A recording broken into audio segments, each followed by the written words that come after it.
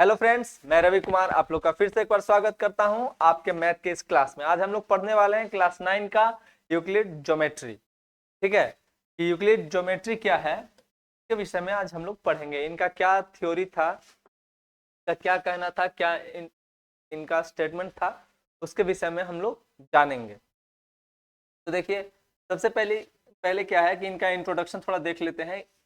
Euclid was a teacher of mathematics eight Alexandria in Egypt. ठीक है, Euclid क्या थे कि एक मैथमेटिशियन थे और कहाँ के, इजिप्ट के अलेक्जेंड्रिया नाम के एक स्थान के वो मैथमेटिशियन थे, popularly known as father of geometry. और इनको बाद में किस नाम से जाना गया, ये किस नाम से विख्यात हुए, तो फादर ऑफ ज्योमेट्री, मतलब कि ज्योमेट्री के, ज्यामिति के पितामह के नाम से इनको जाना गया। He introduced the method of proving mathematical results by using deductive logical reasoning and previously proved result। इन्होंने किस माध्यम से ज्योमेट्री का जो मेथड था उसको किस तरीके से प्रूव किया, तो डिडक्टिव लॉजिकल रीजनिंग के माध्यम से और प्रीवियसली प्रूव्ड रिजल्ट, मतलब कुछ ऐसे थ्योरीज के माध्यम से जो पहले से ही यूनिवर्सल ट्रूथ हो या पहले से ही प्रूव्ड हो, उनके माध्यम से इन्होंने ये जो ज्योमेट्री का जो भी थ्योरी था, जो भी मेथड था, उसको इन्होंने प्रूव किया। He collected all this work in a book called Elements।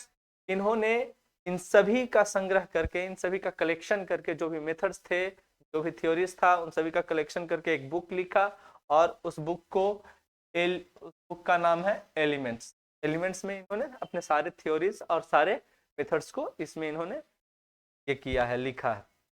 This book is divided into 13 chapter and each chapter is called a book। मतलब इस बुक के अंदर इन्होंने कुल मिलाकर 13 चैप्टर बनाए हैं और 13 चैप्टर्स में इन्होंने क्या किया है कि ये जो ज्योमेट्री का जो भी मेथड्स है उस चर्चा की है। तो देखिए, डेफिनेशंस क्या है यूक्लिड्स के अकॉर्डिंग, क्या है डेफिनेशंस। तो यहाँ पे एक चीज और है, यूक्लिड है और इनका जो कार्यकाल रहा है वो कब तक है, मतलब कार्यकाल नहीं कर सकते, इनका जो जीवन अवधि है वो क्या है, 350 ईसा पूर्व से 300 ईसा पूर्व, मतलब 350 बीसी से लेकर के 300 बीसी तक, लगभग 50 साल तक इन्होंने अपना जीवन। इसके बाद देखिए, इनका जो मानना था कि Euclid thought that geometry is an abstract model of the world which we can see around us।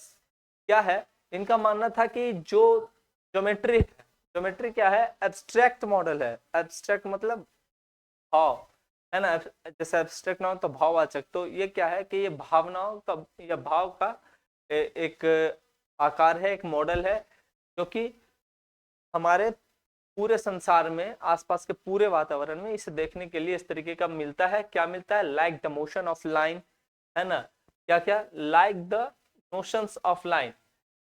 कैसा, तो लाइन, प्लेन, सरफेस, ये सब चीजें हमारे आसपास देखने के लिए काफी मात्रा में मिलती है। अब इनके जो मापन की जो प्रक्रिया है, तो जो नापने का या मेजरमेंट करने का जो प्रोसेस है, उसको हम लोग ज्योमेट्री बोलते हैं। अब देखिए, he had given this notions on form of definitions, कि इन्होंने इन परिभाषाओं के आधार पर इसकी, ये लाइन का, प्लेन का, सरफेस का, इन सबको मापने का मेथड डेवलप किया है। तो आइए सबसे पहले बेसिक से स्टार्ट करते हैं। फर्स्ट क्या है, anything which has no component is called point. इनका कहना था कि पॉइंट क्या होता है, जिसका कि कोई भी कंपोनेंट ना हो। कंपोनेंट नहीं होने का मतलब कि पॉइंट में ना लेंथ हो, ना ब्रेथ हो, ना थिकनेस हो। ठीक है, क्या है, ना लेंथ हो, ना ब्रेथ हो, ना थिकनेस हो, तो क्या बोलते हैं उसको, पॉइंट। इन्होंने बताया, उसको बताया इन्होंने पॉइंट। सेकंड है, a length without breadth is called line. एक लंबाई हो, एक लंबाई तो हो लेकिन उसकी चौड़ाई, थिकनेस कुछ भी ना हो, है ना, उसकी कोई चौड़ाई ना हो, उसकी कोई थिकनेस ना हो, उसमें कोई ब्रेथ नहीं होना चाहिए, उसको क्या बोलेंगे, उसको लाइन बोलेंगे। इसके बाद है, the end points of any line are called points which make it line segment. अगर जैसे देखिए, इसमें कहा गया कि जैसे अब एक लाइन हो गया, लाइन खींच दी है, अब इसका लेंथ और ब्रेथ नहीं होगा, लेकिन जो लाइन का जो एंड पॉइंट होगा, दोनों ही तरफ जो एंड पॉइंट होगा वो क्या बोला जाएगा, यानी कि इसका जो एंड पॉइंट है उसको पॉइंट बोलेंगे, जहां भी लाइन एंड होगा उसको क्या बोलेंगे, उसको पॉइंट बोलेंगे। और इन दोनों मतलब कि एक लाइन का हमेशा ही दो सिरा होता है, दोनों सिरे को क्या बोलेंगे, पॉइंट बोलेंगे। और दो पॉइंट के बीच क्या है, जो लाइन बनेगा, दो फिक्स्ड पॉइंट के बीच जो लाइन बनेगा उसको क्या बोलते हैं, लाइन सेगमेंट बोलते हैं। फोर्थ है, if a line lies evenly with the points on itself it is called a straight line. ठीक है, इसमें कहा गया है कि अगर एक लाइन, जो लाइन है, ठीक, ये जो लाइन है वो क्या है, a line lies evenly with the points on it's self. एक लाइन जो है बहुत सारे पॉइंट्स से, बहुत सारे पॉइंट्स से मिलकर बना है, मतलब छोटा छोटा छोटा छोटा पॉइंट, बहुत सारा ऐसा पॉइंट आपस में ऐड करके ये एक लाइन बनता है। और एक पॉइंट से दूसरे पॉइंट के बीच का ऐसे बहुत सारे पॉइंट्स का जो कॉम्बिनेशन है, इसके माध्यम से हम लोग क्या बना पाते हैं, एक स्ट्रेट लाइन। यानी एक स्ट्रेट लाइन के अंदर इनका क्या मानना था, एक स्ट्रेट लाइन के अंदर बहुत सारे पॉइंट्स होते हैं। उसके बाद है कि any object which has length and breadth only is called surface. कोई भी ऐसा वस्तु या कोई भी ऐसा स्ट्रक्चर जिसका क्या होता है, जिसका कुछ लेंथ होता है और क्या होता है, ब्रेथ होता है, जिसका लेंथ और ब्रेथ होता है वो क्या कहलाता है, उसको हम लोग मतलब उसको, इनका मानना था कि उसको सरफेस बोलते हैं। क्या बोलते हैं, सरफेस, सतह। फिर the edge of surface are line. किसी भी सरफेस का जो एज होता है, जो साइड होता है, किनारा होता है, उसको क्या बोलेंगे, मतलब वो क्या होता है, वो सपोज अगर कोई एक ऐसा स्ट्रक्चर है, कोई ये सरफेस, ठीक है, अब इस सरफेस का जो एज है, एज कहाँ कहाँ है, एक ये है, ये है, ये है और ये है, तो इसका एज क्या है, इसका एज अगर देखा जाए तो एज हमेशा ही क्या होगा, एक लाइन होता है। ठीक है, और सेवेंथ है, a plane surface is a surface which lies evenly with the straight line on itself। मतलब एक प्लेन सरफेस, एक प्लेन सरफेस जो है वो कैसे प्रिपेयर होता है, तो बहुत सारे लाइंस, मतलब एक लाइन ऐसे, फिर इसी में ऐसे ऐसे बहुत सारे लाइन का आपस में कॉम्बिनेशन है, या कह सकते हैं बहुत सारा लाइन ऐसा है कि आपस में मिलकर क्या है, एक प्लेन सरफेस का निर्माण करते हैं। इसके बाद देखिए, इसके बाद है कुछ एक्सियम्स एंड पोस्टुलेट्स। एक्सियम्स क्या होता है, तो एक्सियम्स होता है जो पहले से, एक्सियम्स होता है जो ऑलरेडी प्रूवन। ठीक है, ये क्या होता है, ऑलरेडी प्रूवन, ऑलरेडी प्रूव्ड है ये। ठीक है, एक्सियम्स का मतलब होता है कि ये ऑलरेडी क्या है, ये ऑलरेडी प्रूव्ड है, जो पहले से ही प्रूव किया हुआ हो, क्योंकि मतलब हर जगह उसको यूज करने से रिजल्ट सेम ही आ रहा है, मतलब ऑलरेडी प्रूव्ड, या कह सकते हैं यूनिवर्सल जो ट्रूथ जो बातें हैं उसको बोलते हैं एक्सियम। तो इसमें क्या है, some common notions which are used in mathematics but not directly related to mathematics are called axioms. मतलब कुछ ऐसा कॉमन नोशंस जो कि क्या है, मैथमेटिक्स में यूज होता है, लेकिन क्या है, वो डायरेक्टली, मतलब इनका यूज मैथमेटिक्स में होता है लेकिन वो डायरेक्टली, वो क्या है कि मैथमेटिक्स में कोई उनका डायरेक्ट कोई इन्वॉल्वमेंट नहीं होता है, वो क्या होता है, उसको बोलते हैं एक्सियम्स। जैसे इसमें कुछ कुछ है, दो चार पांच है जो देख लेते हैं। क्या है कि if the two things are equal to a common, इसमें क्या है कि इसमें जो भी पांच सात पॉइंट्स आने वाले हैं वो सभी बस ऐसे ही कॉमन नॉलेज की बात है। इसमें आप लोग इसको बस ज्यादा ये नहीं करना है, बहुत ही इजीली इसको लेके इसको समझना है। ये बहुत ही आसान शब्दों में इसको डिफाइन किया है इन्होंने। क्या है कि if two things are equal to a common thing then these are equal to one another. अगर दो चीजें एक दूसरे के अगर बराबर, मतलब कहने का मतलब है कि ए अगर बी के बराबर है और बी अगर सी के बराबर है ना, क्या दो चीजें अगर आपस में बराबर है तो वो एक दूसरे के बराबर होती है।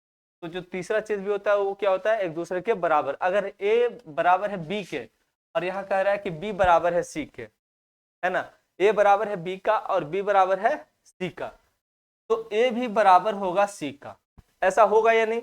अगर a सपोज अगर a इज इक्वल टू 5 है तो b is equal to also 5, और है ना, इस स्टेटमेंट में तो यही है कि अगर a अगर 5 हो गया तो b भी 5 हो जाएगा, और अगर b 5 हो गया तो फिर क्या होगा कि c भी क्या हो जाएगा, 5 ही होना चाहिए, तभी तो b इज इक्वल टू सी ना।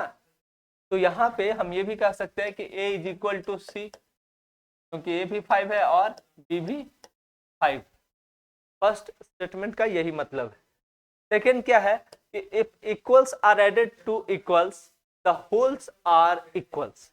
अगर कोई दो इक्वल नंबर है और उसमें अगर हम इक्वल नंबर ही ऐड करते हैं तो क्या हो जाएगा कि उसका जो टोटल आएगा वो भी क्या होगा, इक्वल होगा। जैसे सपोज a और यहाँ पे a is equal to suppose b है, ठीक है, a is equal to b है, और यहाँ पे a मान लेते हैं हम 7, तो b भी क्या हो जाएगा, b भी यहाँ पे 7 हो जाएगा, है ना। अगर a 7 है तो a is equal to b, तो अगर a 7 तो b भी 7। अब देखिए a में हम लोग ऐड कर देते हैं 3, a में क्या ऐड कर रहे हैं, 3 ऐड कर रहे हैं, तो दूसरे साइड भी अगर इक्वल क्वांटिटी अगर ऐड करते हैं, अगर a में 3 ऐड कर रहे थे तो b में भी 3 ऐड कर दिए, तो होल जो आएगा इसके बाद जो होल आएगा, मतलब इसको जो सम करने पे आएगा वो क्या आएगा, वो भी दोनों का इक्वल ही रहेगा, ठीक है। ये था सेकंड स्टेटमेंट। थर्ड स्टेटमेंट क्या है, if equals are subtracted from equals the remainders are equal. अगर a और b अगर इक्वल है, देखिए a और b अगर इक्वल है और a अगर 7 है तो b भी 7 है, अगर इक्वल है तो, ठीक है। अब इसमें सेम चीज करते हैं, अगर a में से अगर 3 माइनस कर रहे हैं तो b में से भी क्या करेंगे, 3 माइनस कर देते हैं, मतलब दोनों में से सेम ही चीज माइनस करते हैं, इक्वल ही उसमें से सब्ट्रैक्ट कर रहे हैं, तो क्या आएगा 4 इज इक्वल टू 4, यानी कि a भी उसमें फिर क्या आ जाएगा, दोनों फिर इसमें a और b फिर से इक्वल ही आएगा, ठीक है। इसके बाद है हमारा, इसके बाद फोर्थ जो है, फोर्थ कह रहा है कि things which coincide with one another are equal to one other. अगर कोई एक वस्तु है, ठीक है, कोई अगर एक वस्तु है तो अगर उसका को इनसाइड अगर दूसरा अगर ऑब्जेक्ट है, कोई एक ऑब्जेक्ट है और उसका को इनसाइड दूसरा ऑब्जेक्ट है, तो क्या होगा, वो दोनों आपस में बराबर है। सपोज आपके पास कोई एक गिफ्ट का पैकेट, कोई एक गिफ्ट का पैकेट है, वो कुछ इस स्ट्रक्चर का है, और जो सेकेंड जो एक और गिफ्ट का पैकेट है जो आपके किसी दोस्त को दिया गया है, सपोज आपने किसी एग्जाम में पार्टिसिपेट किया है, आप 3 दोस्त हैं और आपको कुछ इस तरीके का गिफ्ट का पैकेट दिया गया और दूसरे दोस्त को भी सेम इसी तरीके का गिफ्ट का पैकेट दिया गया, और अगर आप दोनों एक दूसरे को ओवरलैप करके देखते हैं, एक दूसरे के ऊपर रखकर देख रहे हैं, तो क्या है कि अगर वो एक दूसरे के अगर कोइंसाइड है, दैट मीन्स क्या, स्ट्रक्चर में दोनों ही एक दूसरे का क्या है, इक्वल है ना। तो ये इस स्टेटमेंट का यही मतलब है कि two figures fit into each other completely, क्या, बिल्कुल completely, then these must be equal to one another. एक और एग्जांपल, सपोज एक लाइन ऐसे ड्रॉ किए, अब इसी पे दूसरा एक लाइन ड्रॉ कर रहे हैं सेम साइज का, तो चाहे जितना भी लाइन इसके ऊपर आप ड्रॉ कर ले, सेम साइज हो, तो क्या होगा, वो हर लाइन क्या होगा, पहले वाले लाइन के इक्वल होगा, तो इसी को बोलते हैं कोइंसाइड, है ना, कि मतलब उसके बिल्कुल एग्जैक्टली बराबर हो, तो वो भी बराबर होगा लाइन। फिफ्थ है the whole is greater than the part. जो टोटल होगा, सपोज आपके पास 10 रुपए है, आपने उसमें से क्या किया, 1/4 पार्ट उसका अपने फ्रेंड को दे दिया, ठीक है। सपोज आपके पास 10 रुपए थे और 10 का आपने क्या किया, 10 का 1/4 आपने अपने फ्रेंड को दे दिया, तो कितना दे दिया आपने अपने फ्रेंड को, 2.5, तो 2.5 रुपए आपने अपने फ्रेंड को दे दिया। अब इनका क्या मानना था कि जो होल पार्ट होता है is always greater than the part, कि मतलब जो होल पार्ट है वो हमेशा क्या होता है कि पूरे जो होल, सॉरी, ये जो पार्ट होता है, छोटा सा जो टुकड़ा जो आपने दिया किसी को, वो होल पार्ट से हमेशा छोटा होता है, यानी कि होल पार्ट हमेशा बड़ा होगा। जैसे आप एग्जांपल में आपको दिखाया गया कि एक सर्कल है, एक सर्कल को हमने 4 इक्वल पार्ट्स में डिवाइड किया, अगर यह सर्कल नहीं, आप इसको केक समझ लीजिए, एक केक है और इस केक को आपने 4 बराबर टुकड़ों में आपने इसको काट लिया। अब क्या है कि एक टुकड़ा आपने सपोज अपने फ्रेंड्स को दे दिया या किसी को डिस्ट्रीब्यूट कर दिया, तो वो जो एक टुकड़ा है वो हमेशा क्या होगा, इस पूरे केक के साइज से हमेशा ही क्या होगा, छोटा होगा, किसी भी कंडीशन में इस पूरे केक के साइज से हमेशा ही क्या होगा, वो छोटा होगा, सपोज, है ना।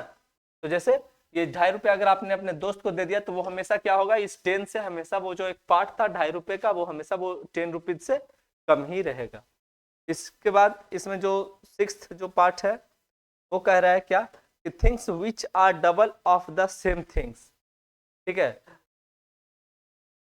देखिए, things we are which are double of the same things are equal to one another.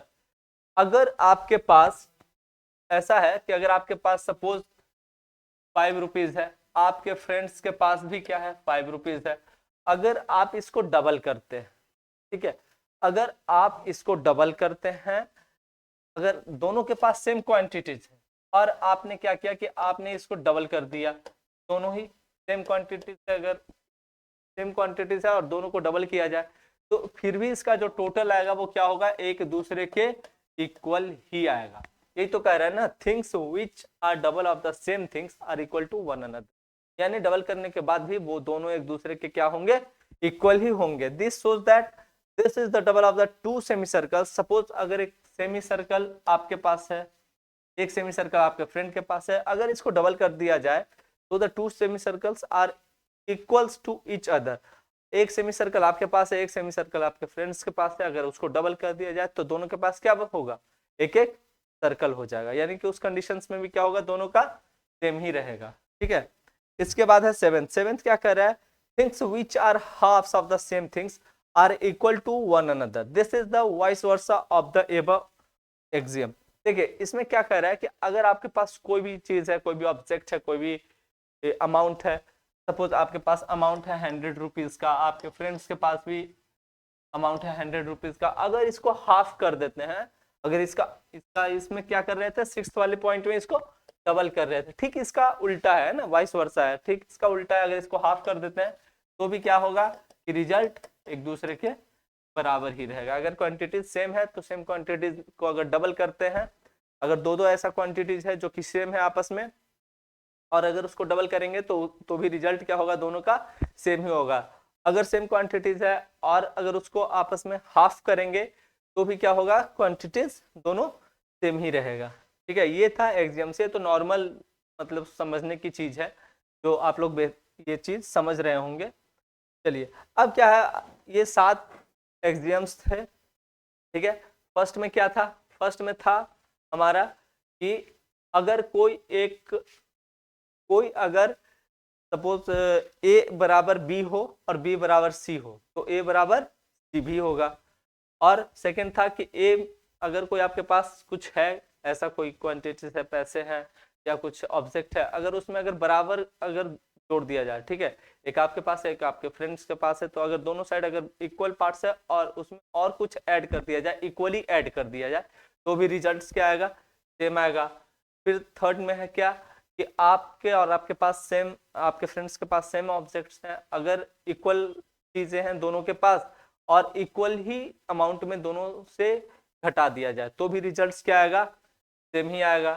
Fourth क्या है, फोर्थ है कि अगर आपके पास कोई एक लाइन है या कुछ है, ठीक है, मान लीजिए आपके पास 4 सेंटीमीटर का एक लाइन है, आपके फ्रेंड्स के पास भी 4 सेंटीमीटर का लाइन है, या है ना, या साइज एग्जैक्टली नापा नहीं गया, लेकिन हाँ ठीक है कि सेंटीमीटर में नहीं पता, लेकिन हाँ चलिए कोई एक स्ट्रक्चर है और आपके फ्रेंड्स के पास भी कोई एक ऐसा ही सेम ऑब्जेक्ट है, और अगर उसको एक दूसरे के ऊपर ओवरलैप करते हैं और साइज क्या है, बिल्कुल if two figures fit into each other completely, अगर उसको एक दूसरे पर रखने के बाद बिल्कुल फिट आ जाता है तो क्या होता है, वो भी क्या है, दोनों ऑब्जेक्ट क्या है, दोनों एक दूसरे के बिल्कुल इक्वल होंगे। फिफ्थ क्या है, फिफ्थ कह रहा है कि अगर आपके पास कोई ऐसा अमाउंट है या कोई ऐसा ऑब्जेक्ट है, सपोज आपके पास एक सेब है, सेब का आपने 4 पीस कर दिया, तो जो टोटल सेब है आपके पास, एक पूरा शेप में सेब है, आपने उसका 4 टुकड़ा किया, तो एक टुकड़ा जो क्या है, आपने उसका सपोज कुछ टुकड़ा किसी को दे दिया, तो वो टुकड़ा हमेशा क्या है, वो टोटल जो सेब एक था उससे हमेशा वो टुकड़ा क्या है, छोटा ही रहेगा। ठीक है, सिक्स्थ क्या है, सिक्स्थ है अगर आपके पास सपोज कोई अमाउंट है, आपने अगर उसको, आपके पास जितना है आपके फ्रेंड्स के पास भी ठीक उतना ही है, और अगर आप दोनों के अमाउंट को अगर डबल कर दिया जाए तो डबल होने के बाद भी अमाउंट क्या है, सेम ही रहेगा। सेवेंथ में भी वही चीज है कि अगर आपके पास जितना अमाउंट है आपके फ्रेंड्स के पास भी उतना ही अमाउंट है, अगर दोनों के अमाउंट को हाफ कर दिया जाए तो हाफ होने के बाद भी जो रिजल्ट आएगा दोनों का अमाउंट वहां पे सेम ही होना। चलिए इसके बाद अब है पोस्टुलेट्स, इसको थोड़ा सा समझते हैं। पोस्टुलेट्स मतलब कुछ ऐसा चीजें जो कि हम लोग को मतलब ये नहीं है कि बिल्कुल एकदम प्रूव्ड नहीं है, लेकिन हाँ इस संभावनाओं को मतलब इसको इमेजिन करके या ऐसा कह सकते हैं एजम्पशन है ना, तो हम लोग कुछ मान करके तो चलते हैं। तो देखिए the assumptions which are very specific in geometry are called postulates, मतलब कुछ ऐसा ऐसी चीजें जिसको हम लोग क्या करते हैं एजम्पशन करते हैं, उसको मान लिया जाता है कि हाँ चलो ये ऐसा है तो इसके बराबर रहेगा या ऐसा है, ठीक है। मतलब किसी तरीके की चीजों को अगर हम लोग मानकर आगे चलते हैं तो उसको बोलते हैं postulates. There are 5 postulates by Euclid, Euclid ने इस तरीके के 5 पोस्टुलेट्स बताए। फर्स्ट क्या है, a straight line may be drawn from any one point to any other point। इनका मानना था कि एक स्ट्रेट लाइन है वो तभी बनाई जा सकती है जब कोई दो पॉइंट पहले मतलब दो पॉइंट हमको पता हो और उसके बीच एक लाइन बनानी, तभी क्या बनता है एक स्ट्रेट लाइन बनता है। अगर सिर्फ एक पॉइंट दे दिया जाएगा तो एक पॉइंट से मतलब अगर ऐसा रहेगा तो उस पर कितना स्ट्रेट लाइन बनेगा, तो सिर्फ एक ही स्ट्रेट लाइन बनेगा। अगर दो पॉइंट्स के बीच का अगर हम लोग जब भी एक लाइन बनाएंगे तो क्या बनेगा, सिर्फ एक ही स्ट्रेट लाइन बनेगा, चाहे आप जितना बार ही बना लो उसी पे ओवरलैप होता जाएगा, मतलब सेम ही स्ट्रेट लाइन बनना है। लेकिन अगर सिर्फ एक पॉइंट दे दिया गया तो क्या होगा, इससे जितना चाहे उस पॉइंट पर से जितना चाहे उतना स्ट्रेट लाइन हम लोग ड्रॉ कर सकते हैं, इसका कोई लिमिटेशन नहीं है। क्या यहाँ पे दिखा रहा है, this shows that a line can be drawn from point A to point B. यहाँ पे ये पॉइंट ए से पॉइंट बी की ओर एक लाइन ड्रॉ किया गया है, but it does not mean that there are could not be other lines from this points. लेकिन इसका मतलब ये नहीं है कि सिर्फ अगर पॉइंट ए को रख लिया जाए तो उस पर और ड्रॉ नहीं किया जा सकता, या पॉइंट बी पे सिर्फ और लाइंस ड्रॉ नहीं किए जा सकते, लेकिन ए से बी के लिए सिर्फ एक ही लाइन ड्रॉ किया जा सकता है। इसके बाद है सेकंड है, a terminated line can be produced क्या है indefinitely। अगर एक लाइन सपोज एक लाइन अगर ड्रॉ किया गया है ए से बी तक का, तो उसको क्या है कि उसको दोनों ओर या तो ए की तरफ या बी की तरफ उसको और एक्सपेंड किया जा सकता है। जहाँ पे टर्मिनेट मतलब खत्म है ना, टर्मिनेटेड लाइन मतलब दोनों एंड पे वो लाइन समाप्त है, लेकिन उसको क्या है कि उसको बी के साइड भी और बड़ा किया जा सकता है लाइन को, और ए के साइड भी लाइन को और एक्सपेंशन उसका हो सकता है। This shows that a line segment which has two endpoints can be extended indefinitely to form a line। अगर हम लोग को सिर्फ लाइन बनाना है तो दो एंड पॉइंट्स के बाद भी हम लोग उसको क्या कर सकते हैं, इंडेफिनेटली उसका एक्सपेंशन हम लोग कर सकते हैं। इसके बाद है a circle can be drawn with any centre and any radius. एक सर्कल को बनाने के लिए हम लोग क्या है कि किसी भी सेंटर से है ना, कहीं भी कोई भी पॉइंट से हम लोग सेंटर मानकर या किसी भी रेडियस से हम लोग क्या है सर्कल बना सकते हैं। सपोज यहाँ अगर हम लोगों ने अगर यहाँ सेंटर मान लिया तो यहाँ से ये रेडियस रख के यहीं से ऐसे सर्कल बना देंगे। सपोज अगर ये रेडियस मान लिया और ये सेंटर मान लिया और इतना हमने यहाँ से यहाँ तक अगर रेडियस, ठीक है, ये सेंटर मान लिया और यहाँ से यहाँ तक हमने रेडियस बना लिया, तो अब क्या है इसको सेंटर मान के हम लोग ये सर्कल बना सकते हैं। कहने का मतलब है कि हम लोग कहीं भी सेंटर मान सकते हैं और कितना भी रेडियस मानेंगे तब भी सर्कल बनेगा। ये जरूरी नहीं कि हमेशा अगर हमने एक सेंटर माना तो 2 सेंटीमीटर का रेडियस लेंगे तभी सर्कल बनेगा और 5 सेंटीमीटर का रेडियस ले लेंगे तो सर्कल नहीं बनेगा। ऐसी बात नहीं है, अगर 2 सेंटीमीटर का रेडियस लेंगे तब भी सर्कल बनेगा और अगर 5 सेंटीमीटर का रेडियस लेंगे तब भी सर्कल बनेगा। ठीक है, इसके बाद है कि all right angles are equal to one another. मतलब जितने भी राइट एंगल्स होंगे वो सभी क्या होंगे, एक दूसरे के इक्वल होंगे। तो जाहिर सी बात है राइट एंगल्स कितना होता है, राइट एंगल्स हमेशा ही 90 डिग्री होता है। ठीक है, राइट एंगल चाहे आप ऐसे करके ऐसे वाला राइट एंगल बनाइए या ऐसे करके ऐसे या इस तरीके से कैसे भी आप राइट एंगल बना रहे हैं, लेकिन वो क्या होता है कि हर कंडीशन में वो एक दूसरे का इक्वल होता है ना। As we know that a right angle is equal to 90 degree, है ना। हम लोग जानते हैं कि राइट एंगल क्या होता है, 90 डिग्री होता है। And all right angles are congruent, और दोनों क्या होता है, एक दूसरे का सर्वांगसम होता है। Because if any angle is not 90 degree then it is not a right angle. अगर किसी भी अगर हम बोल रहे हैं कि उसको कि राइट एंगल है, और अगर किसी भी ऐसा एंगल में 90 डिग्री अगर नहीं हुआ वो, तो वो ऑलरेडी जाहिर सी बात है कि वो राइट एंगल होगा ही नहीं। और अगर राइट एंगल होगा तो वो एक दूसरे का हमेशा क्या होगा, कॉन्ग्रुएंट होगा। ठीक है।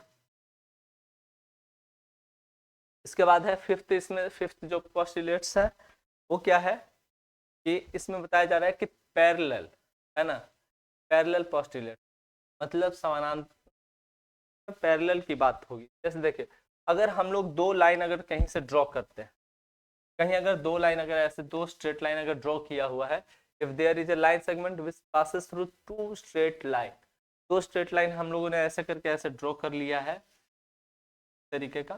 तो अगर दो स्ट्रेट लाइन ड्रॉ कर लिया और इस पे अगर सपोज एक लाइन ऐसे पास करा दिया जाए, तो क्या है कि two straight line while forming two interior angle, इसका जो दो जो इस ये इंटीरियर एंगल और ये है ना, ये 1 और 2, और ये इंटीरियर एंगल 3 रख लेते हैं और इसको 4 रख लेते हैं। इसका आपस का जो दो इंटीरियर एंगल होगा on the same side whose sum is less than 180 degree, मतलब दो इंटीरियर एंगल। अब यहाँ पे आप देख सकते हैं कि ये फिगर थोड़ा सा और क्लियर कर देते हैं। सपोज यहाँ से ही समझने का, या चलिए एक ऐसा लाइन है स्ट्रेट लाइन और एक लाइन ऐसा है। अब यहाँ से एक लाइन पास कर गई, ठीक है। अब देखिए ये इंटीरियर एंगल है, इस साइड का लेफ्ट साइड का ये इंटीरियर एंगल हुआ, और राइट साइड का ये दोनों इंटीरियर एंगल है, ठीक है। अब यहाँ क्या कह रहा है कि interior angle on the same side whose sum is less than 180 degree, ठीक है। मतलब इंटीरियर एंगल, दोनों इंटीरियर एंगल्स का जो सम है वो 180 डिग्री से लेस। तो किसका लेस होगा, ये इसका, तो इन दोनों का तो लग रहा है जैसे ज्यादा हो जाएगा, लेकिन ये क्या है, ये 1 और 2, 3 और 4। यहाँ पे ऐसा देखने से पता चल रहा है कि एंगल 1 प्लस एंगल 2 क्या होगा, यहाँ पे ये है ग्रेटर देन हो जाएगा 180 डिग्री, है ना। ऐसा लग रहा है इसका तो 180 डिग्री से ज्यादा हो जाएगा, क्योंकि सीधा बाइसेक्ट करता तभी ये होता। और एंगल 2 और प्लस एंगल 3 है ना, तो यहाँ पे लिखते हैं एंगल 3 और प्लस एंगल 4 जो क्या है, ये लेस होगा इससे 180 डिग्री। चलिए अब आगे स्टेटमेंट इस यहाँ पे है किस चीज का, सिर्फ ये एंगल बताने के लिए तो होगा नहीं। आगे देखते हैं, then these two lines will definitely meet each other in extended on the side where the sum of two interior angles is less than two right angle। अगर दो इंटीरियर एंगल को सम करने के बाद दो राइट एंगल के equal अगर नहीं आता है, अगर वैल्यू, या कह सकते हैं कि दो इंटीरियर एंगल को अगर सम करने के बाद अगर 180 डिग्री नहीं आता है, तो उस कंडीशन में क्या होगा कि जिस साइड वो लाइन 180 डिग्री नहीं हो रहा है इंटीरियर एंगल को सम होने के बाद, उस साइड का लाइन क्या है, कहीं ना कहीं उस साइड लाइन जाके आपस में एक दूसरे को कट करेगा, या एक दूसरे पे को कहीं ना कहीं मिट कर जाएगा। जैसे अब इधर की ओर हम लोग लाइन अगर एक्सपेंड करें, तो क्या ये आपस में कहीं भी ये मिट करेगा या इंटरसेक्ट करेगा, नहीं करेगा। लेकिन यहाँ पे अगर इस साइड की अगर बात करें, तो इधर अगर लाइन अगर एक्सपेंड करते हैं, तो ये आपस में कहीं ना कहीं जाके ये लाइन एक दूसरे को मीट कर जाएगा। तो इस साइड का जो दोनों इंटीरियर एंगल का जो सम होगा वो क्या होगा, हमेशा 180 डिग्री से नीचे होगा। इससे क्या पता चला कि अगर दो लाइंस है, दो लाइंस के ऊपर अगर हम एक बाइसेक्टिंग लाइन अगर डालते हैं, और उसका अगर इंटीरियर पॉइंट अगर उसमें पता चलता है कि दोनों एक साइड के दोनों इंटीरियर एंगल्स का अगर सम 180 डिग्री से कम है, दैट मीन्स जिस साइड का वो इंटीरियर एंगल्स का सम 180 डिग्री से कम रहेगा, उस साइड लाइन कहीं ना कहीं दोनों लाइन आपस में जाकर मीट कर जाएगा या इंटरसेक्ट करेगा, ठीक है। देखिए अब यहाँ पे यही चीज बताया गया, if the sum of two interior angles of the same side is 180 degree then the two lines will be parallel to each other. अगर कोई ऐसा दो लाइन अगर है ड्रॉ किया गया है, इस पे एक लाइन, एक बाइसेक्टिंग लाइन इस पे ड्रॉ कर दिया गया। अब अगर दोनों इंटीरियर एंगल का अगर सम यहाँ पे है ना, दोनों इंटीरियर ए और बी, यहाँ पे दो इंटीरियर एंगल है, अगर दोनों इंटीरियर एंगल का सम अगर 180 डिग्री के इक्वल आया, 180 डिग्री से ज्यादा या कम की बात नहीं हो रही है, ज्यादा या कम होगा, तो अगर एक साइड ज्यादा हो गया तो जाहिर सी बात है दूसरे साइड कम आना ही आना है इंटीरियर एंगल। अगर दोनों इंटीरियर एंगल अगर 180 डिग्री के बराबर आया, मतलब ये भी 90 डिग्री और ये भी 90 डिग्री, अगर दोनों इंटीरियर एंगल का सम अगर 180 डिग्री आया तो जाहिर सी बात है दूसरे साइड का भी जो इंटीरियर एंगल का सम है वो 180 डिग्री रहेगा, और उस कंडीशन में क्या हो जाएगा, लाइन, उस कंडीशन में वो लाइन पैरेलल होगा। जैसे यहाँ पे बताया जा रहा है 1 if a plus b is equal to 180 degree then line 1 and 2 are parallel, है ना, यहाँ पे क्या हो गया, ये लाइन आपस में पैरेलल हो गया। तो चलिए ये था हमारा आज का यूक्लिड ज्योमेट्री का इंट्रोडक्शन। तो यूक्लिड्स ने जो जो अपने ज्योमेट्रिकल थ्योरम में या ज्योमेट्रिकल मेथड में जो जो पोस्टुलेट्स और एक्सियम्स बताए उसको आज हम लोगों ने देखा। उम्मीद करते हैं कि आपको वीडियो काफ़ी पसंद आया होगा और बहुत सी चीज़ें जो आपके मन में जो बहुत सी दुविधाएं हैं, डाउट्स है, वो क्लियर करने में आपको मदद जरूर मिली होगी। तो वीडियो को लाइक शेयर और सब्सक्राइब करना ना भूलें। Thank you.